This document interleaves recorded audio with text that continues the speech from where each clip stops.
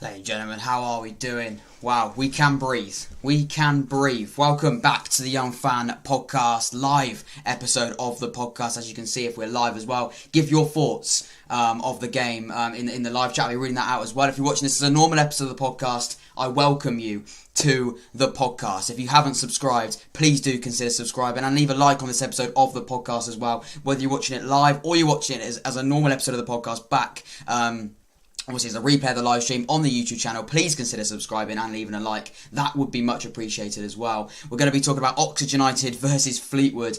We've got 4 people in there right now. Say hello in the chat. Give your thoughts on the game. And it was a fantastic game of football, really. I mean, I'm much happier now. We've got the win. As you can see, we've got a cheeky new little graphic on the screen. As you can see, we've got the starting lineup that side as well on the screen. Hopefully, like that sort of thing. That's the team that we started the game off with. And yeah, we did all right. If you're in the chat right now, and if you don't mind saying if the audio and the quality of the stream's good, then I can sort of get straight into it, just so that we know. Matthew says, up the yellows, 100%, man. What a game of football, and a fantastic result, and a fantastic 3 points. And that does take us now into a fantastic position into the league table. Only 3 points away from where we want to be. The Holy Grail, the playoffs, of course. We didn't think we were ever going to say that earlier in the season. I don't think anyone did, whether you're watching this as a chat, whether you're in the chat, or you're watching this as a normal Oxford United fan. The playoffs was it was a swear word at the start of the season. You'd be laughed at. That wasn't a great example. If you mentioned playoffs, you would be simply laughed at earlier in the season. We looked like relegation candidates. We now look like we're in the groove. I said it in the last one. If you haven't checked out the video in the last one, we talked about the Rochdale thriller. We are grinding games out now. We might not be winning games 4-0, 5-0, but what we are doing is we're going into games and we're grinding out results. Give your thoughts in the chat as well. I want to hear every single one of your thoughts. Tom says, all good. Thank you very much for letting me know, my friend. Matthew says, yeah, it's all good. Great. Tom says, how come there was a red so early? So we'll come on to that. We'll come on to that straight now. Let's go. We'll talk through the game, of course, as we always do on the podcast. But I also say as well, if you're watching this, you're not an Oxford United fan, or you're not a it's not really. It isn't an Oxford United fan channel. I wouldn't say that. And I have got a really interesting episode of the podcast coming very, very soon for all League One clubs. We're going to be looking at every single League One club this season, looking at their best players, who is standing out in the season so far. A really exciting one that I've been working really hard to get out. And yeah, so if you do want to, if maybe you don't want to subscribe because you're not an Oxford United fan, it's not an Oxford United fan channel. So don't feel like that's the reason. We do lots of other content as well, England content whatsoever. But this is Oxford United based. This is Fleetwood based, and this is a League One game in which Oxford United have taken 3 points, and I'm absolutely buzzing with it. So happy with it.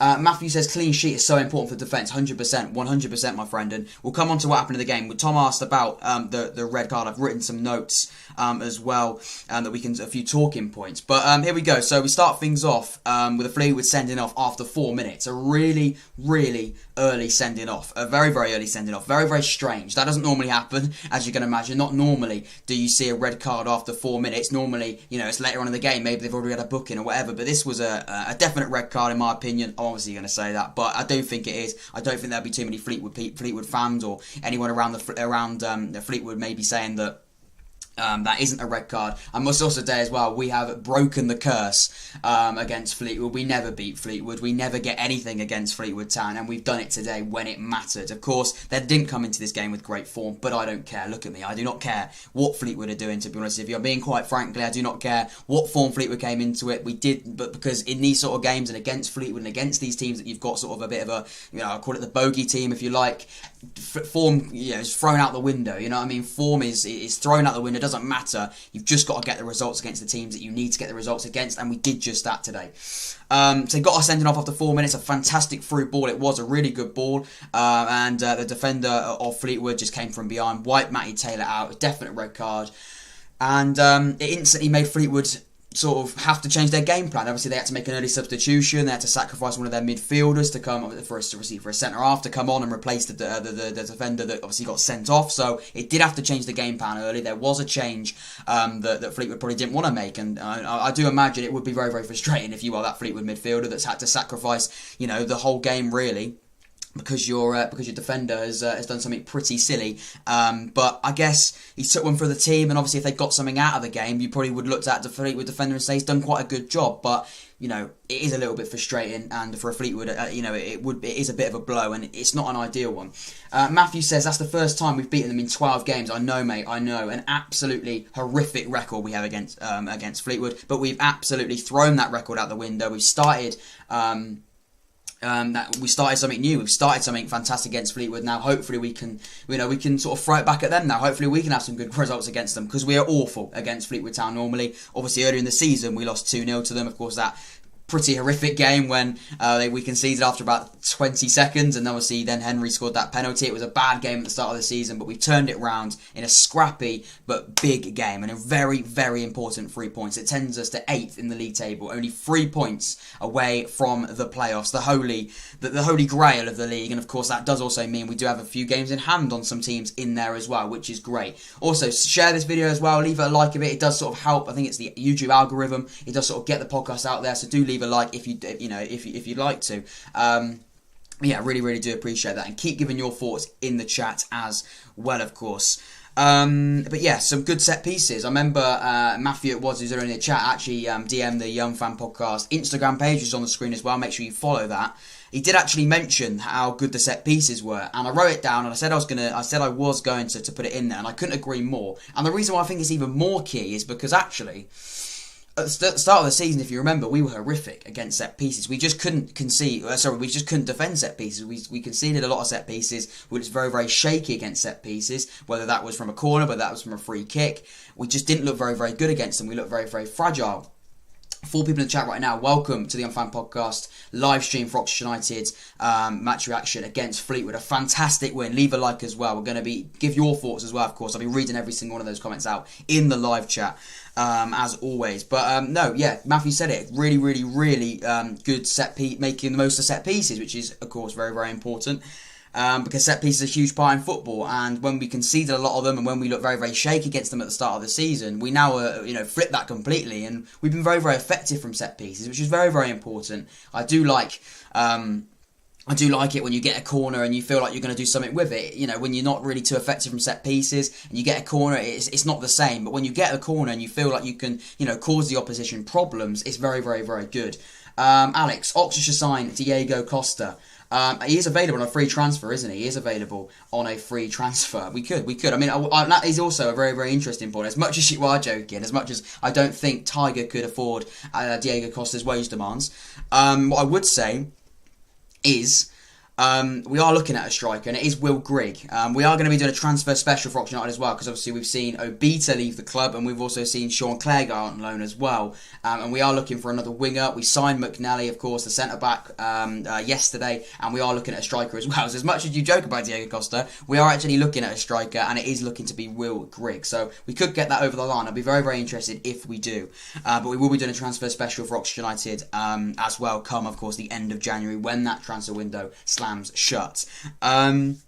Anyway, back to the game. So defensively, we looked pretty good. We looked pretty solid in the first half. We were winning that midfield battle, which is important. I think that probably did come down and probably did help from the fact that they did obviously have to take a midfielder out and obviously bring a defender in. So that was probably a key part of why that was the case. But Oxford had one more man in that midfield, so that probably did sort of help that battle. But I thought we were winning that battle. I thought we were doing really well in that midfield, and I mention it a lot on the podcast, how I say that if you can win that midfield battle, if you can sort of get hold of that midfield and start creating stuff from that midfield, and find the passes, and sort of really sort of get a midfield ticking in there, 9 times out of 10, or maybe that's a bit too high, maybe 8 times out of 10, I'd say you're going to win the game and you're going to get something out of the game. And I thought we did that in the first half. Second half, I think we took our foot off the gas a little bit. I think we got a little bit, I wouldn't say complacent because we won the game. I don't say complacent. I think we did sort of fall a little bit into Fleetwood's hands a little bit. I thought we maybe got a little bit too confident. I think we maybe got a little bit It gave Fleetwood what they wanted. They wanted a scrappy game. They wanted a game where we were going to foul them a lot and we were going to give them free kicks and opportunities for them to lump it into the box. When you're down to 10 men, that's the sort of thing they would like. And we did sort of do that a little bit in the second half. But overall, I thought in the first half we were very, very good, and aspects and sections of the second half I thought we were very, very good as well. But there were times where I thought, is this going to be it? Is this going to be the moment? And it did remind me a little bit of the Swindon game when we were winning we did well in the first half, but in the second half we just dropped back. We just let them do what they wanted to do and lump the ball in, and obviously then eventually lose the game. But thankfully today we knew that we couldn't do that, and we played a slightly higher line, and we did much better, I thought. So I was really, really happy about that. And yeah, give your thoughts on that in the chat as well. And I thought Long had a good first half. I've written sort of a little bit about the players. I think Long did quite well in the first half. He was really, and throughout the game I'd say, he was getting up the pitch. He was almost playing as a bit of a right wing back. He was getting quite far up the pitch on that right hand side. His delivery wasn't as good at times, but he got into the positions and there was some good balls into the box. I thought Sam Long did, and the improvement, and we speak about it a lot, the improvement of Sam Long over the past, I'd say, since the start of the season. Even when we were in that really, really rocky patch at the start of the season, I think we just generally did see Sam Long coming on leaps and bounds in terms of improvement as a footballer. That is obviously down to probably the exposure, being into the first team and playing week in, week out, which is fantastic. I thought Sam Long was fantastic today, and he's consistently showing us what he's all about. He's consistently showing us that he's not a player that we did sort of see as a bit of, and I don't think Sam Long will mind anyone saying this, and I doubt he's going to say it, but I will say it anyway. Someone that sits on the bench and comes on as sort of your backup right back, your backup centre back. He's far from that anymore. He's a first team right back. It's the way it is, and he's a fantastic right back in that, and I was really, really impressed by that. Matthew says, I think we controlled the game better in the first half with possession-based football. However, in the second half, I think fatigue maybe hit us and became a little bit lazy in attack. And I think you've summed that up very, very well in, I'd say a paragraph there, because I thought in the first half, I thought we did control the game. We dictated the tempo, I thought, in that midfield. I thought in that midfield three, as you can see on the screen, Kelly, Brannigan and Gorin in that midfield three did very, very well. Like I've already said, we won the midfield battle. We did well in there. The second half, I think we dropped off a little bit. We weren't as aggressive when we were pressing. And, Oxford United are the best team, in my opinion. Not maybe the best team, one of the best teams when it comes to pressing. We are much, much better when we press. We're much better when we press, and we do so much better when we press. When we press the ball, when we press and go at the opposition like that, we're so much better. So no, I was really, really impressed with that, really, really impressed with the performance of the players today, really, really impressed with them. Taylor and Henry looked lively in the first half. I thought, I've written that down as a note, I thought Taylor was pretty good. He did wind the defence up, as Matty Taylor of course does. Henry as well, I thought was pretty good. Maybe he didn't score a worldie like he did against Rochdale, but I thought he was quite good. I thought he was quite effective, and I thought those two were linking up very, very well in the first half. And when those two link up, and I thought that probably did sort of happen a little bit in the second half as well, I thought they were very, very good. So no, I was impressed with them. Brannigan looked on it, of course. When Brannigan looks on it, I think when Brannigan starts playing and is on the game and on the spot, I think that's when you get most exciting. I think that's when you sort of really start doing well. When Brannigan obviously is away, and when Brannigan had that time off, I didn't think we were that midfield that, I look at an Oxford United midfield, you look at the screen right now, onto the left, it is on the left of your screen, when you see that team, that midfield really does just click when Brannigan's in there, and he did that again today. Without Brannigan, I do think we would have struggled a little bit today, because I think he maybe didn't sort of go, I don't think he did anything unbelievable, but what he did do is he did those very, very simple passes, and Brannigan, without being, I don't think unintentionally, I think it is unintentionally, he dictates the way the game goes. He can find that pass.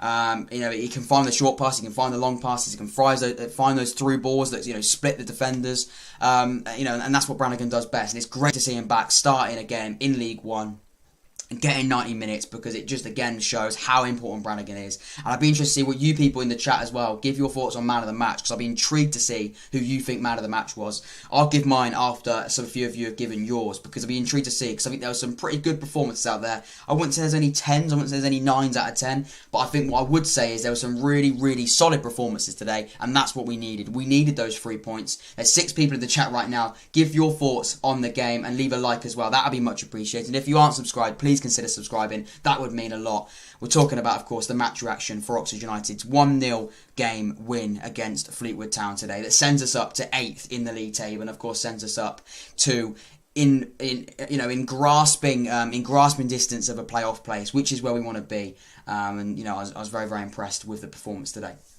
Matthew says, Brannigan gives us fans more confidence in the way he plays, what he sees, and he isn't scared to take risks. And 100%, this man does take risks, and that's what you needed to do. We need a midfielder that can take risks. We need a midfielder that's not going to be scared to ping a ball out, ping a ball out wide, ping a ball through the middle, take a few risks. When a midfield, when you sort of, you want a balanced midfield. You want players in that midfield that complement each other. And that's, I think, what we get. And I think we got Kelly, who's quite free roam. I think he was quite box to box. I wrote it down here. He's all over the shop, I think, at some points. I think sometimes, I think sometimes we see him high, we press high up the pitch. Sometimes he comes down as well. He's all over the place. And we don't really, and if you have two players like that, the midfield doesn't click as well. Well, you've got, and then when you've got someone like Brannigan next to him who's a little bit deeper that can find those passes, and you've got Brannigan behind him who sweeps up, that's why the midfield works so well, because you've got three people doing three different jobs, but very, very effective jobs that work so well, and that's why this midfield three works. And I'm not saying that I don't think that midfield three probably is our. I think McGuane could come into that midfield. I think McGuane could come in for Kelly. McGuane could come in for Brannigan. We've seen it this season when he was out. But you've got three players that complement each other. You've got Brannigan, like I've said, who sits a little bit deeper, finds the passes, can do a long pass, can do the through ball, can do the 1-2s in that midfield and really sort of dictate the tempo in the game. You've then got obviously Goran, who sits a little bit, obviously much deeper, sweeps up, can drop into the defence, and is a very, very unique defensive midfielder, I'd say. And of course, like I said there, you've got Kelly as well, who's very, very box to box, can press up the pitch, roaming around that midfield, and that's why that midfield works so well. And like Matthew says, he does take risks, and that's why it's fantastic. And that's why he's so important as well. Atif Gill, is that your name? I really hope I'm pronouncing that right. Can you explain what happened with the red card? So I will, 100%. I'll explain what happened in the red card. With the red card, after 4 minutes, it was a through ball from Oxford United midfield. A very, very good, very good ball. Split the two defenders, which obviously caused a little bit of panic in the defence. I don't exactly remember who through ball was it. It was either Brannigan or Kelly that found that pass, I believe. I don't think it was Goran, because Goran did do a really, really good pass later on in the game that nearly turned out the goal as well. We will talk about the Agi miss, because I know that the Agi miss will, if you watch the game, you'll know that was quite horrific. We've got 8 people right now. Leave a like as well. Thank you all so much for coming in the stream. This has been absolutely fantastic. Give your thoughts in the game as well, and leave a like if you haven't already, and subscribe. I really do appreciate it. It's great to see so many people in the chat today. So yeah, in sort of answer your question about the red card, it was a through ball through. It was a perfectly passed through ball. Matty Taylor got onto the end of it, and the defence, basically, in simple terms, Fleetwood just absolutely wiped Matty Taylor out, and it was a red card for obviously the last man. Matty Taylor did make the most of it. He rolled over, but I don't really care. If that happens when I'm watching a game that I don't really care about, I do always say it's a little bit frustrating when a player rolls about. But if it's your team, and if he's going to do it to win a red card early on in the game, I do not care what he does. He can roll over off the pitch. He can roll over till next week. I do not care what he does. So I was very, very happy about that. Tom says, up the yellows. Up the yellows indeed, mate. Up the yellows indeed. Fantastic result for Oxford United today. Alex says, Brannigan is too good for Oxford. He'll probably leave us. Wow, big statement from Alex. And it's a big statement, a little bit of a controversial one, but I do think you're talking sense, my friend. I do think you're talking sense. And as much as we don't want to talk about it, as much as it's a little bit of one of those where it's like someone had to say it, someone's probably going to say it because he is very, very good. And yes, he's had time off the pitch, of course, but when he does play, you can clearly see how important he is. You can clearly see how effective he is. Get my words out. You do see how important he is to the midfield, and when he's not playing, you see it, and when he is playing, you know it's clear evidence that he's absolutely fantastic. And like you say there, he probably will leave us. But what I would say is, if we, I don't want to throw too many things out there because there's six or eight people watching or whatever there is watching, and I don't want to say it too much because I know this will bite me back on the backside when I do later podcasts or now through the season. What I am going to say is if, and I'll say if, and it's a big if, we do continue this run, we continue playing the way we're playing, we continue grinding results, and we do find ourselves in the playoffs, if we find ourselves in the playoffs, and we do get promoted, dare I say, I feel like I've just sworn, get promoted, again, that's a big statement, a big statement, but if we do, I think Brannigan probably will stay because I think he is a championship player. I think he probably is a player that can play in the championship. But the reason why I think he hasn't been, he did sign a contract back in the summer, and I think probably the reason why he hasn't gone yet is because A, signed a contract, and B, he has been injured. So I think that probably would take turn a few teams. Sort of maybe he's thinking maybe that probably wouldn't be the right decision to go for him. If he hadn't been injured and he's been playing since he was playing in the way he has been right now throughout the season, I think we would be sort of praying and hoping that this January we didn't see him go. But in answer to your question about Brannigan, and your statement about him potentially leaving, I think I understand your decision. I understand why you say it, and I do agree. He is very, very good at this level. He is a very, very important player, but I think he's a championship team. So hopefully we can go up to the championship with and keep hold of Cameron Brannigan. That would be the dream, of course. Matthew says, I think Ruffles was man of the match. He got the goal and the clean sheet and an overall solid performance. I agree with you. I agree with you there. I say I agree with you. I say I agree with you, as in, to be fair, when I did say I'll give you my man of the match, I wasn't entirely sure. I am sort of like going to, it's a bit of a toss-up between a few players, because I think there were some really solid performances. I'd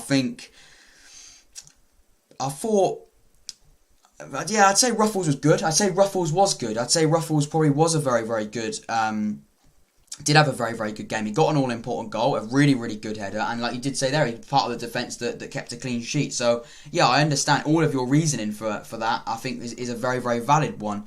I thought Long had a good game. I thought he had a decent game. I don't think it was one of his best, but I think he got into the positions. He put a few good balls into the box. He got into the positions and he was higher up the pitch, which I think was good. I thought Atkinson was pretty good today. I thought Moore was solid, but again, they didn't really have to do anything outstanding, so I probably wouldn't give it to one of them. So it probably is Ruffles. I thought, like I said, I thought Brannigan was good. I don't know whether or not he's man of the match or not, but I thought he had a very, very good game. Gorin, I thought, didn't do too much. He got booked, of course, but we know how important Gorin is. You take Gorin out of that team, it's a completely different game. So, yeah, Gorin was very, very important. Obviously in that midfield as well, Kelly didn't do a lot, but I thought again he was very, very steady in that midfield, pressed out the pitch. Always gives you 100% with Kelly, and that's what I love about him. He's always giving you 100%. The work ethic and the work rate of Kelly is irreplaceable. So I really, really do like Kelly. I think he's very, very important. And then in that front three as well, obviously you can see Shodipo. I don't think Shodipo maybe is as effective when he starts. I'm going to say that. It's a big statement, but I think he isn't as effective when he starts. When he comes off the bench, I think he's very, very good because that raw pace that he runs at defenders, I think is very, very, very good off the bench. When he starts, I think he sort of drifts out of games a little bit. So I'm not going to be too harsh on him because I think he's been fantastic, and I will, won't say anything too bad on him after what he did against Rochdale on Tuesday night. So I'm not going to be too... not going to make any too rash comments on Shodipo, but I do think today he was a little bit, not as effective, I think, and he is very, very good off the bench. But again, I'm not going to say anything negative about Shodipo after what he did to us on Tuesday. Atif comes in and says, bookmakers odds on us making the playoffs. Tough games to come. Odds are making it the playoffs? Are they making us the playoffs? Are you asking me if I know? Because I don't actually know if they are. To be honest with you, I haven't checked. I can check right now. I can check right now and see and see if they are. But I think on form we probably would be looking good, but we have got some tough games coming up. I think that's important to remember. We have, we are unbeaten, but we're not unbeatable. We have got to be at our best, and I think today, if we put that performance in against a Hull or an Ipswich or a Peterborough or even a Doncaster at the moment or Accrington, so these teams up there at the moment, I don't know if it would have been the same, because you have to remember, I'm not going to be too harsh, and I'm going to be honest with everyone here. I don't think Fleetwood are the best side, but I think also they did have a 10. They were down to 10 men, and I thought they were pretty good. They did put 100% effort in, and they were sort of ruthless of Oxford. So yeah, we have got some difficult games to come up. So we have got to be a little bit, we have got to stand off. We can't be too, go over the top a little bit. Is what I'm trying to say. Matthew says, do you think Robinson should start Hall more? Interesting question. If you've got any more questions as well, give your thoughts in the chat. If you've got any sort of questions you want to ask, I'll be up to talking about it, and I'll be up to discussing it as well in the chat. But really good question, Matthew. Do you think Robinson should start Hall more? Because... And I did think about this because he did sort of say again, and he's very, very open about his transfers. He's very, very open about what he wants to do in the window. We've only got, of course, until the 1st of February, so 2 days until that closes. So it is important, of course, that we do some more signings, I think. Now we've seen Obita go. We are a little bit short, I'd say, on that left-hand side. I think Shodipo is obviously very, very good and a very, very good player, but we do need someone that I think can also play out there.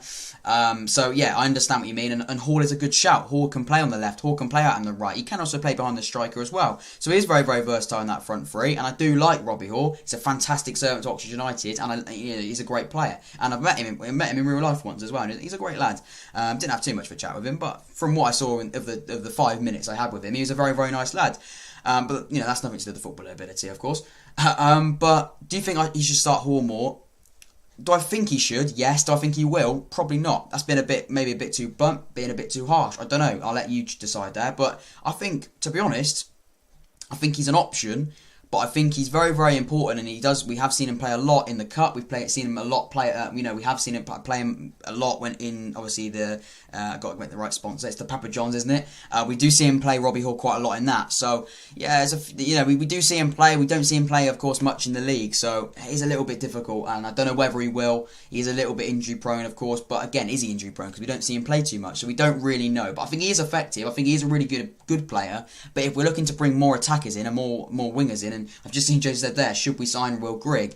If we bring in Will Grigg, which I'll be interested in, and we will discuss that in a minute. If we do bring in Will Grigg, that's another player off the bench. You've got to remember that as well. The bench isn't unlimited bench. You've got players like McNally that's definitely going to come in. We didn't have a defender on the bench today, and we're going to have. We will see that. I think McNally probably will get himself on the bench because he's a defender, and we do need a centre back on the bench. And obviously Sykes got himself back on the bench, but didn't come on. That's an interesting talking point. Do you think Sykes has got a future at the club? I'd be interested to see what you say about that. So, it's not an unlimited bench. So you look at McNally probably getting onto the bench. You look at another winger probably coming in and getting on the bench. Does Hall get on the bench? You've got all these different situations, and it is difficult. But in sort of a round-up question, do I think Hall should start? I think he should get more opportunities, and I think we probably could maybe try to play him on that left-hand side instead of going out and buying a winger. But at the same time, I do think we probably need to replace Obita, and when you do have a player go, I think it is important that you try and bring someone back in. So hopefully that answers your question. It doesn't. I don't think it really did, but hopefully it does as much as I can. And Joseph says, should we sign Will Grigg? Well, personally, I think it's a strange one because we have Scott Winnell, we have got Taylor, and I remember, I saw, and the man of the match, the official man of the match, did go to Josh Ruffles. I think that was Matthew that said Josh Ruffles should get man of the match, and I think I'd probably agree. I probably would give Josh Ruffles man of the match in there as well. So yeah, should we sign Will Grigg?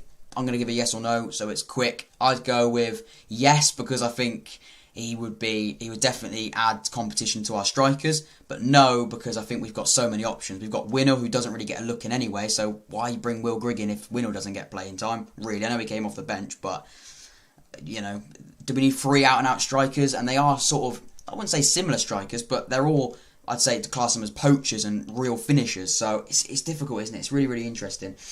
Ford is our most versatile player by far, 100%, Matthew. He's very, very versatile. We saw him come on the wing, we've seen him play in midfield, we've seen him play at right back, he's all over the shop. And yeah, he's absolutely fantastic.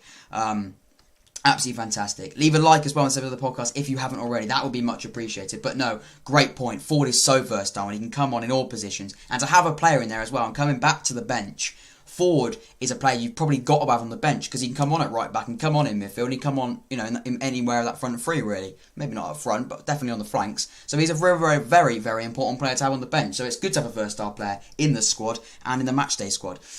Atif Gill says 8-1 in the bookies to get promotion, 7th favourites. Okay, interesting. 8-1 to get. It's not a bad odds. It's not bad odds. If you'd taken that sort of back to the start of the season, I think we probably would be about 20-1 to get playoffs and promotion at the start of the season. We were looking like relegation. We probably had better odds for relegation, to be honest with you. So very, very interesting to see. On form, I think you got to take form into that as well because we're on great form and because we're winning a lot of games because we're playing very, very well. That probably does take into consideration. Joseph says Winnell looks like he's never going to be fit. A bit harsh, I'd say, but I think I understand where you're coming from. He doesn't always look 100% fit, and again, maybe if you do bring Will Grigg in, is he your second choice? Is he your third choice? I'm intrigued to see what you think about that.